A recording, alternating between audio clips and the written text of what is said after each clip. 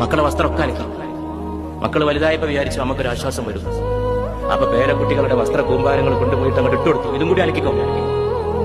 ഒരു കാശും കൊടുക്കാതെ എല്ലാം അലക്കുന്ന ധോബി, മലയാളക്കരയിലെ അമ്മ. അവളെല്ലാം അലക്കും. ഏത് അടിവസ്ത്രം? മടുപ്പ് പറയൂല. കാരണം അവളുടെ ജീവിതം തന്നെ മടുപ്പിലാണ്. അവൾ മലമൂത്രങ്ങളിൽ വളർന്നതാണെന്ന് ശങ്കരാചാര്യൻ ലോകത്തോട് പറഞ്ഞു.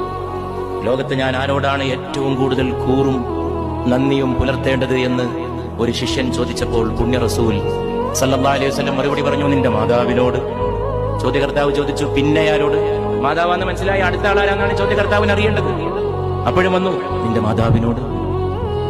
ചോദ്യകർത്താവിന് അത്ഭുതം തോന്നി. മാതാവാണെന്ന് ഒരിക്കൽ പറഞ്ഞു, മനസ്സിലായി. രണ്ടാമത്തെ ആളാരാണെന്നാണ് ചോദിച്ചത്. അപ്പോഴും അതെന്നെ പറയുന്നു. മൂന്നാം വട്ടം ചോദ്യകർത്താവ് വിടാതെ പിടികൂടിക്കൊണ്ട് ചോദിച്ചു, അടുത്ത ആളാരാണ്? Who is the next? നിസ്സംഗനായി മുഹമ്മദ് നബി സല്ലല്ലാഹു അലൈഹി വസല്ലം മറുപടി നൽകി, നിന്റെ മാതാവിനോട്. അത്ഭുത പരതന്ത്രനായ ചോദ്യകർത്താവ് നാലാമതും ആവർത്തിച്ചു, പിന്നെ ആരോട്? പ്രവാചക തിരുമേനി പറഞ്ഞു, നിന്റെ പിതാവിനോട്. മാനവരാശിയുടെ 3 റാങ്കും അടുക്കളക്കാരി കൊണ്ടുപോയി.